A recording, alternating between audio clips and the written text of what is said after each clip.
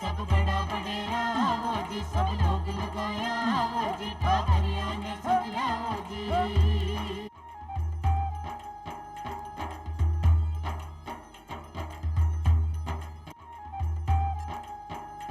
चौपाल देखने वाले सभी दर्शक भाई बहनों को राम राम। भाइयों और बहनों, गांधी जी कहा करते थे कि सरकारें कोई नीति बनाए, कोई नियम बनाए, कोई योजना बनाए या प्रशासन कोई भी कार्य करे तो उन्हें इस बात का ध्यान रखना चाहिए कि अंतिम पंक्ति में जो अंतिम स्थान पर व्यक्ति बैठा है उन्हें इन कामों का क्या लाभ होगा। पंडित दीनदयाल उपाध्याय जी ने इसे अंत्योदय के नाम से परिभाषित किया। वर्तमान राजस्थान सरकार इस वर्ग को लाभ पहुंचाने के उद्देश्य से अंत्योदय संबल पखवाड़ा मना रही है, जो कि 24 जून से शुरू हो चुका है और 9 जुलाई तक जारी रहेगा। अंत्योदय संबल पखवाड़ा मनाने के पीछे क्या भावना है सरकार की और किस तरह से किस वर्ग को लाभ पहुंचाने के लिए ये काम हो रहा है, तमाम जानकारी लेने के लिए आज हमारे साथ श्री मदन राठौड़ साहब हैं। राम राम साहब। मदन जी, आपका परिचय, आप किसी परिचय के मोहताज नहीं हैं, फिर भी कार्यक्रम की मर्यादा को ध्यान में रखते हुए मैं परिचय करा देता हूं। आप भारतीय जनता पार्टी के प्रदेश अध्यक्ष तो हैं ही, साथ ही राज्यसभा सांसद भी हैं। तो राठौड़ साहब, आपका कार्यक्रम में बहुत बहुत स्वागत है। और सबसे पहले तो जो अंत्योदय शब्द है, यहीं से अपन शुरुआत करते हैं कि अंत्योदय शब्द का क्या मतलब है और इसके पीछे क्या भावना है। देखिए, जब से देश आज़ाद हुआ ना, तब से हमारे हिंदुस्तान में ये विचार चल रहा था कि किस दिशा में देश को आगे बढ़ना चाहिए। कहीं पूंजीवाद था, कहीं साम्यवाद था, कहीं समाजवाद था। तो हमारे यहाँ पर एकात्म मानववाद ये तय किया कि जैसा मैं अपने लिए सोचता हूँ वैसा अंतिम छोर के व्यक्ति को भी आवश्यकता है। मुझे जो सुविधा चाहिए वो अंतिम छोर के व्यक्ति को भी मिलनी चाहिए। मुझे यदि मकान चाहिए तो अंतिम छोर के व्यक्ति को भी मकान चाहिए। मुझे गाड़ी चाहिए तो उसको भी ज़रूरत रहती है, उसके मन में भी भाव पैदा होंगे। मुझे रोज़गार, संपन्नता, तो अंतिम छोर के व्यक्ति को भी संपन्न बनाना है। तो ये अंत्योदय है, अंत का भी उदय। अंतिम छोर में व्यक्ति जो खड़ा है उसका भी उदय होना चाहिए, उसका भी उत्कर्ष हो, उसकी भी समृद्धि हो। इस दिशा में पंडित दीनदयाल उपाध्याय जी ने मार्गदर्शन दिया था और वो तय किया गया। अटल जी जब देश के प्रधानमंत्री बने तो ग्राम सड़क योजना दी, अंत्योदय दिया। हमारे भैरव सिंह जी शेखावत ने भी, राजस्थान के जब मुख्यमंत्री रहे, उन्होंने भी अंत्योदय को और उत्कर्ष, मतलब उसको मजबूत करने की दिशा में योजनाएं बनाई। सारी योजनाएं उसको ध्यान में रख करके बनाई। उसको खान पान, रहन सहन, बिजली पानी, ये जो आवश्यकताएं जो होती है, मूलभूत आवश्यकताएं, वो उसको भी पूर्ण करवाना है। तो इस दिशा में काम कर रहे हैं। चाहे किसान समृद्धि की योजना बना दो, किसी भी प्रकार की योजना, तो प्रत्येक योजना के पीछे अंत्योदय यानी समान, एक तरफ संपन्न व्यक्ति हो और एक तरफ अत्यंत गरीब हो, ये समभाव नहीं है। तो इसको बराबर लाना, उसको कम नहीं करना, लेकिन इसको उत्कर्ष करके बराबर लाने की स्थिति में खड़ा करना, यह है अंत्योदय। और उस दिशा में मैं भजन लाल जी का भी धन्यवाद देना चाहूँगा, राजस्थान के मुख्यमंत्री जी ने भी। उन्होंने तय किया कि हम 5000 गांव पहले चरण में चुनेंगे, उसको गरीबी उन्मूलन करेंगे। भजन लाल जी ने कहा कि 5000 गांव पहले चरण में हम चिन्हित करेंगे, उसमें से गरीबों को चुनेंगे, उनसे चर्चा करेंगे, वो किस प्रकार का रोज़गार पाना चाहते हैं, किस प्रकार की उसकी प्लानिंग है, तो उसको थोड़ा पैसा दे करके, उसको लोन दिलवा करके, उसको यानी वो रोज़गार करेगा तो संपन्न होगा, रोज़गार करेगा तो मजबूत होगा। तो उसको उस दिशा में लाना, उसके मन के भाव को जागृत करना। उसके मन में भाव जब जागृत होगा कि मुझे भी कुछ करना है और मुझे भी थोड़ा मजबूत बनना है, तो वो काम करेगा। उसको जो चाहिए, साधन चाहिए, ज़मीन चाहिए, मकान चाहिए, गरीबी की रेखा से वो बाहर निकल सके, यह प्रयास भजन लाल जी ने किया। मैं सोचता हूँ कि बहुत बहुत धन्यवाद देना चाहिए। दूसरे चरण में दूसरे 5000 गांव, राजस्थान में 45,000 गांव है, तो ये अलग अलग चरणों में 5-5 हज़ार करके और गरीबी मुक्त क्षेत्र घोषित करना, ये बहुत बड़ी बात है। एक सहज प्रश्न राठौड़ साहब इसमें आता है कि सरकार ने अभी ये समय कैसे चुना है? अब 1.5 साल का समय भी सरकार का लगभग निकल गया है, तो अब एकदम से अचानक कैसे उपज आई है सरकार को कि भाई चलो अंत्योदय का काम करते हैं? देखिए, ये तो हमेशा मन में भाव है, कोई ऐसा नहीं है कि अचानक कोई आया है। हमारे देश के प्रधानमंत्री आदरणीय नरेंद्र मोदी जी ने भी ये तय किया, उन्होंने जिला चिन्हित किया कि ऐसे जिले जो गरीबी मुक्त करेंगे। तो उसी दिशा में अब भजनलाल जी के भी एक सामान्य परिवार से उठ कर के जो व्यक्ति आगे आया है और उसको ये जानकारी है कि आम व्यक्ति को किस प्रकार की समस्याओं से जूझना पड़ता है जी, कितनी तकलीफ़ें होती है, तो उसको मन में ये भाव है कि नहीं मैं ये करूँगा। अब आखिर 1.5 साल तो इसलिए लग गया, योजना बनानी पड़ती है, प्लानिंग करनी पड़ती है, ये काम करना है, धरातल पर उतारना है, मैदान में काम करके दिखाना है, ये है। तो उसके लिए प्लानिंग करते हैं, अधिकारियों के साथ चर्चा करते हैं कैसे संभव है, हो सकता है, नहीं हो सकता है, और होने के लिए क्या क्या चाहिए, कितना धन चाहिए, ये सब विचार करके करना पड़ता है। तो समय थोड़ा बहुत तो लगता ही लगता है। बिल्कुल। तो इसमें किस किस तरह की योजनाएं और कौन कौन से डिपार्टमेंट शामिल किए हैं? जिस विभाग से जिस व्यक्ति को समृद्धि मिल सकती है, उसके मन के भाव को भी समझना पड़ेगा, ऐसे अधिकारी लगाएं। गांव चिन्हित करके उसमें अधिकारी को अपॉइंट किया है, वो अधिकारी चिन्हित करेगा कि बीपीएल कौन कौन है, उनको पूछेगा। भाई कुछ लोग तो जैसे एकदम कोई है ही नहीं, पीछे एकदम पिछड़े हैं, तो उनको सरकार मदद करेगी, रोज़गार उनको मिलना, नहीं तो रोजी रोटी तो मिले, ये व्यवस्था तो हम कर ही रहे हैं, खाद्यान्न उपलब्ध करवाना ये तो हम कर ही रहे हैं। लेकिन कुछ लोग ऐसे हैं जो इस विकास की दिशा में भागीदार बन सकते हैं, काम करना चाहते हैं, उनके मन के भाव है, उनको प्रेरित करना, प्रशिक्षित करना, शिक्षा देना, उनको ट्रेनिंग करवाना, वहाँ जाकर के वो सीखे, किसी कारखाने में जाकर के सीखे, कहीं भी सीखे, लेकिन उसको सिखाना करना, फिर वो जो करना चाहता है जिस विभाग से उसको लाभ मिल सकता है। जैसे किसी के मकान नहीं है तो आवास योजना में कैसे जुड़ सकता है, किसी को रोज़गार नहीं है, मुद्रा योजना, दुकान लगाना चाहता है तो प्रधानमंत्री मुद्रा योजना से कर्जा मिलता है, लोन मिलता है, बहुत आसान किस्तों पर है, कुछ तो उसमें से मुक्त भी होता है, ब्याज मुक्त भी होता है।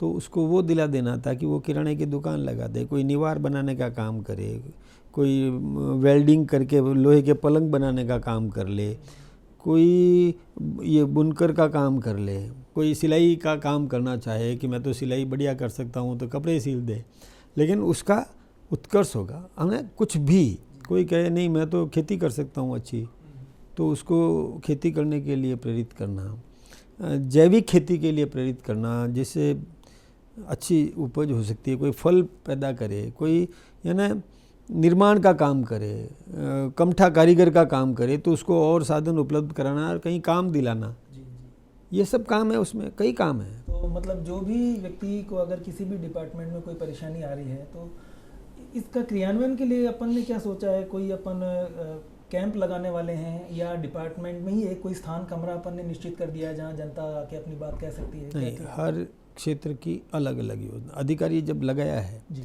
ये उस अधिकारी की जवाबदारी है कि किसको किस दिशा में बढ़ना है, उसकी रुचि किधर है, उसका समझेगा। थोड़ा मेहनत करनी पड़ती है।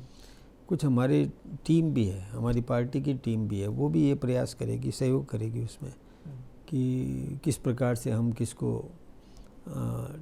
आगे बढ़ा सकते हैं। तो जैसी आवश्यकता होगी उस हिसाब से निर्णय किया जाएगा। इसको ये जैसे एक बहुत बड़ा डिपार्टमेंट और ज़्यादातर लोगों को परेशानी जिसमें आती है, किसी के पट्टे नहीं मिल रहे हैं या कोई पत्थरगड़ी की कोई समस्या आ रही है, तो राजस्व विभाग में इसमें किस तरह के काम हम निपटान कर रहे हैं? ये सब देखिए उस अधिकारी को विवेक पर निर्णय करना है। यानी जैसे पत्थरगड़ी का काम है या कोई भी काम वो करना चाहता है तो उसको सुविधाएं उपलब्ध करवाना, जरूरत पड़ेगी तो उच्च स्तर तक वो बात करेगा, लेकिन प्रयास है। देखिए सकारात्मक सोच है इसमें से। यदि हमारा रिजल्ट, हम तो मुक्त करना चाहते हैं, लेकिन रिजल्ट यदि हमारा 90 पहुंचता है तो ठीक है ना। देखिए ये प्रयास हमारा लगातार रहेगा, ऐसा नहीं है कि एक साल में छोड़ नहीं देंगे हम, ये लगातार ये सतत गमले बनाने का काम भी है, कोई भी कर सकता है।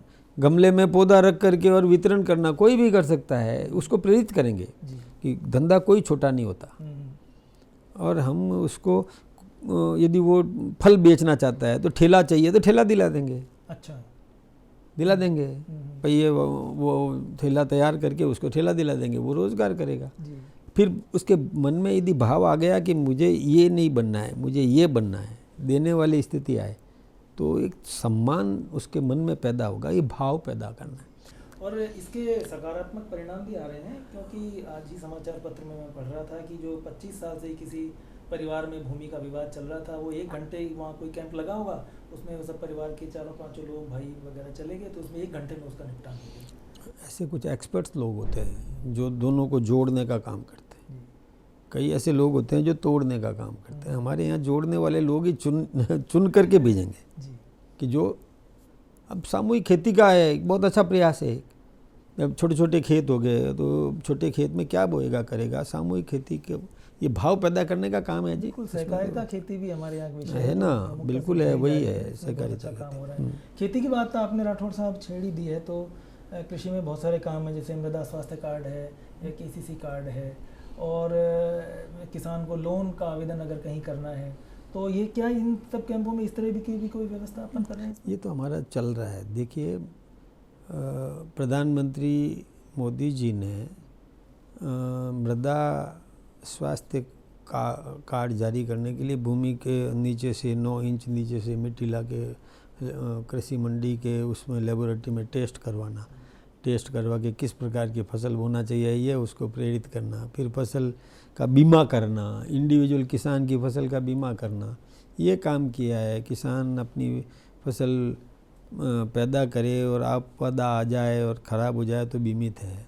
कटिंग के बाद आपदा आ जाए तो भी बीमित है, मंडी ले जाए रास्ते में दुर्घटनाग्रस्त हो जाए, अनाज बिखर जाए तब भी बीमित है, अनाज मंडी में भाव नहीं आए तो ई-नाम योजना दी है, नेशनल एग्रीकल्चर मार्केट, वो मंडी में रजिस्ट्रेशन के बाद में हिंदुस्तान में किसी भी कोने में जहाँ उसको अच्छे भाव मिलते हैं वहाँ बेचने की योजना दी है। ई-नाम योजना इसी को बोला है, ई सिस्टम से नेशनल एग्रीकल्चर मार्केट ये दिया, कहीं भी बेचे। अभी भाव नहीं आए हैं, गोदाम में रखे, ये भी तय कर लिया गोदाम में रख करके और उसकी कीमत का 80% रुपया बैंक से कर्जा ले ले, सील कर देंगे और वो अपना साहूकार को चुका दे। उसके बाद जब मार्केट में भाव आए तब वो अपना माल निकाल करके बेच सकता है, बैंक का पैसा जमा करा सकता है। ये सारी योजनाएं बहुत दी है, गोडाउन के लिए पैसा दिया है, बैंकों को इस प्रकार की व्यवस्थाएं दी है, तो किसान के लिए भी बहुत योजनाएं दी है।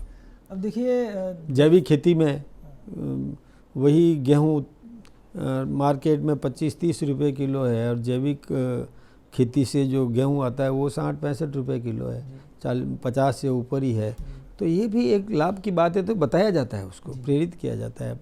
श्री अन्न की योजना दी प्रधानमंत्री जी ने, कि जिसमें किसी ज़माने की बात है कि हम गेहूँ लाने के लिए 5 किलो बाजरा देते थे और 1 किलो गेहूँ लाया करते थे। अब ज़माना बदल गया, श्री अन्न का भाव पैदा किया, तो वो किसान को तो लाभ ही मिलना है। और अब तो उसके जो बाजरा है या अन्य जो जिनको मिलेट्स हम कहते हैं, उनके तो बाकी उत्पाद भी बनाए जा रहे हैं, उनके बिस्किट बनाए जा रहे हैं। मार्केट में मल्टीग्रेन आटा खरीदो, देखें 60-65 रुपये 70 रुपये किलो में मिलेगा जी। एक विषय और है राठौड़ साहब कि ये तो खैर अच्छी बात है कि जब से सरकार बनी है भजन लाल जी की, प्रदेश में मानसून अच्छा आ रहा है, बरसातें अच्छी हो रही हैं, और ये भी एक अच्छा संकेत है। राजस्थान की प्यासी धरती की अगर प्यास बुझती है तो अच्छी बात है, लेकिन ये वर्षा हम तो भजन करते हैं तो भजन करेंगे तो इंद्र मेहरबान होगा ही होगा, वो तो खुद ही और इस मतलब ईश्वर पर बहुत आस्था रखते हैं। बिल्कुल आस्था तो जो अपना सुफल देती है। तो ये जो वर्षा जल आ रहा है भगवान इंद्र की मेहरबानी से, ये बह के वेस्ट ना हो जाए, अपना कहीं उसका सदुपयोग हो, उसका संरक्षण हो, उसका जो ये इसके लिए सरकार ने क्या किया।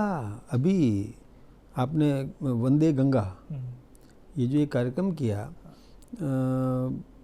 वो छोटे छोटे पॉकेट्स में पानी एकत्रित करना, वाटर हार्वेस्टिंग का पूरा उपयोग करना, ये ज़मीन दोज पानी हो जो वेस्ट बहता है, जी उस पानी को ज़मीन में डालने का, ताकि भूजल स्तर ऊंचा है, उस दिशा में भी बहुत। देखिए अब सामान्य परिवार से निकला हुआ व्यक्ति कितनी सोच रखता है। उन्होंने तय किया कि नदी में बोरिंग कर दो, उन्होंने तय किया कि ये नाले हैं इनमें भी उसमें पानी फैलता है खेतों में, नहीं जैसे मकान का पानी बाहर निकल करके और मकानों का नाली में बह करके और आगे जाके गंदगी पैदा करता है, मच्छर पैदा होते हैं, एवोपरेट हो जाता है, उस पानी को ज़मीन में डालने की योजना अच्छी है, बहुत अच्छी योजना है ये। मैं तो सोचता हूँ कि अच्छी सोच है, मौलिक सोच है। जी। एक इसमें जो अपना राजस्थान में जुड़ा हुआ विषय है, खेती के साथ साथ पशुपालन, और पशुपालन का अपना फ़ायदा भी किसान को डायरेक्ट इनडायरेक्ट मिलता है, उसकी जो गोबर की खाद वाद भी हो जाती है, और एक अतिरिक्त आय का साधन भी हो जाता है अगर थोड़ा सा अच्छे स्केल पे वो काम करे। तो पशुधन को बढ़ाने के लिए सरकार की कोई इसमें, और खासकर जो अंत्योदय संबल जो पखवाड़ा मना रहे हैं, इसमें अगर कुछ विशेष अपन। एक बात मैं आपको बताऊं, देखिए ये पहली सरकार है भजन लाल जी की जिसने जो बैलों से खेती करता है उसको 30,000 रुपया देने की घोषणा की है, घर पर पहुंचाएगा 30,000। कम बात है, बैल से जो खेती करे तो देखिए फ्यूल जितना कुछ है वो उपलब्ध है, उस अंत में उसका क्या होगा ये क्या कहा नहीं जा सकता, इतनी पर्याप्त मात्रा में है भी नहीं, महंगा भी पड़ता है। तो ये तय कर दिया कि जो किसान बैलों से खेती करेगा उसको 30,000 रुपये देंगे, ये बहुत बड़ी बात है। ऐसे ही गाय पालन करता है, ये जैसे गौशालाओं के अलावा जो खुद अपने यहाँ पर रखता है, उसको भी हम मतलब मजबूत करने की दिशा में योजना बना रहे हैं। सरकार अच्छी योजनाएं बना रही है। इसलिए अब जैविक खेती जो यदि करेगा, गैस के प्लांट्स लग रहे हैं, गैस के प्लांट्स इस गोबर से, ये अभी परसों की बात है, ये जितना भी ये जो जलाते हैं ना खेतों में पराली, तो उन्होंने एक केमिस्ट आया था, उसने कहा कि बोले मैं ये गैस बना करके सप्लाई करूँगा, आपका वेस्ट जो होता है उससे गैस बनाऊँगा। तो कहा कि ये पराली से कर सकते हो क्या? अच्छा, यानी सोच देखिए उस व्यक्ति की कि पराली जलाते हैं, प्रदूषण फैलता है, वायु प्रदूषण होता है, और बड़े महानगरों के आसपास तो लोगों का ये बीमारी श्वासन की ये तकलीफ होने लग गई है, तो इसका उपयोग हो सकता है क्या? अब वो एक्सपेरिमेंट करके लेके आएगा, और यदि पराली का जो मुफ्त में मिल जाएगी उस केमिस्ट को, और वो यदि इससे गैस पैदा करता है, तो ये आम के आम गुठलियों के दाम वाली स्थिति हो जाएगी। एक बात और आती है कि सरकार जो इस तरह के पखवाड़े सप्ताह मनाती है या कोई भी इस तरह का अभियान चलाती है, वो पखवाड़ों में या ये जब तक अभियान चलता है तब तक तो सरकारों में काम होता है, ये देखा गया है। और जैसे ये पखवाड़ा, मैं ही नहीं कह रहा कि आप भी ऐसा करेंगे, लेकिन जैसे ये पखवाड़ा समाप्त हो जाएगा, क्या उसके बाद भी इसी गति से काम होता रहेगा? क्या जो एप्लीकेशन आज लगा दी इस पखवाड़े में, क्या उस एप्लीकेशन पे पखवाड़े के बाद भी गौर किया जाएगा? मैंने आपसे एक बात बताई थी कि एक अधिकारी उस गांव के लिए नियुक्त करेंगे, वो अधिकारी उस गांव की छोटी मोटी समस्याओं का समाधान करवाएगा। बाकी हमारे जैसे कहीं से भी कोई भी समस्या लेके आएगा तो उसका समाधान करने के लिए हमने ये व्यवस्था कर रखी है। मुख्यमंत्री जी भी जन सुनवाई करते हैं, मंत्रियों को भी पाबंद किया है कि इस टाइम बाउंड जन सुनवाई अपने घरों पर करें, ऑफिस में करें, कहीं भी करें। दूसरा, अधिकारियों को पाबंद करेंगे, नीचे के अधिकारियों को, कि वो टाइम बाउंड सूचित करें। जैसे कोई एप्लीकेशन आई तो कितने दिन में उसका समाधान करना, ये करेंगे। अधिकारियों की आदतों को सुधारने में थोड़ा समय तो लगेगा, बिगड़ी हुई आदतों को ठीक करने में थोड़ा तो टाइम लगता ही लगता है, कर लेंगे उसको। इसमें एक ऊर्जा एक बड़ा क्षेत्र है, क्योंकि राजस्थान में क्योंकि जल भी बहुत आ रहा है, तो अच्छा, और बरसात के समय में क्या होता है कि तार वार ढीले पड़ जाते हैं, करंट भी आने की घटनाएं हो जाती हैं। तो ऊर्जा विभाग को लेके आपकी सरकार के क्या दिशा निर्देश हैं अधिकारियों? देखिए, ऊर्जा के मामले में कांग्रेस के समय में बिजली मिलती नहीं थी। कांग्रेस ने जाते जाते 3 प्लांट्स तो बिल्कुल डंप कर दिए, यानी कोयले की जगह लिग्नाइट डाल दिया, तो वो प्लांट भी फेल हो गए, बिजली थी ही नहीं। भजन लाल जी ने आते ही बिजली खरीद करके जनता को उपलब्ध कराई।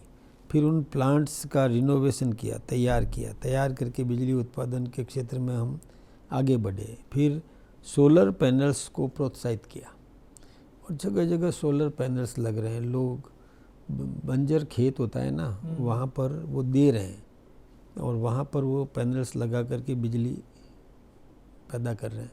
आज हम बिजली में आत्मनिर्भर हो गए। हम कारखाने को पूरी बिजली दे रहे हैं, घरों में पूरी बिजली मिल रही है। कोई भी किसानों को भी हम दिन में बिजली देने की स्थिति में आ रहे हैं अब, यानी अब उसको रात को वाली बात नहीं है कि आपको रात को ही करनी पड़ेगी, इतने बजे से इतने बजे ही मिलेगी। हाँ, अब ये हम दिन में देने की स्थिति में आ रहे हैं। आ गए मैं नहीं बोल रहा, आ रहे हैं उस दिशा में। और कुछ समय आप देखेंगे कि 1.5 साल बाद हम बिजली बेचने की स्थिति में आएंगे जी। अन्य क्षेत्रों को हम बिजली बेचेंगे, हमारी बिजली की हम पूर्ति करेंगे, दिन में भी मिलेगा, कारखाने को मिलेगा, नए उद्योग आए हैं उनको बिजली देंगे, नए उद्योग कितने ही लगाना चाहे, बिजली कितनी चाहिए उनको देंगे, और फिर बची हुई बिजली हम बेचेंगे जी। इस स्थिति में आएंगे। धीरे धीरे हो रहा है, काम तो बढ़ ही रहा है जी। बड़ी अच्छी बात तो ये है कि पंचायती राज का जो आगाज़ हुआ था हमारे प्रदेश नागौर से ही हुआ था, तो पंचायती राज में और बढ़ावा देने के लिए, क्योंकि छोटे मोटे काम पंचायत में हो जाएं तो आदमी शहरों का रुख नहीं करेगा, नगरों का रुख नहीं करेगा, तो इसके लिए अलग से अपन क्या सोच रहे हैं, क्या सरकार सोच रही है? आपने पंचायत की बात छेड़ दी तो मैं बताऊं, पिछली बार कांग्रेस सरकार ने बहुत भेदभाव किया था।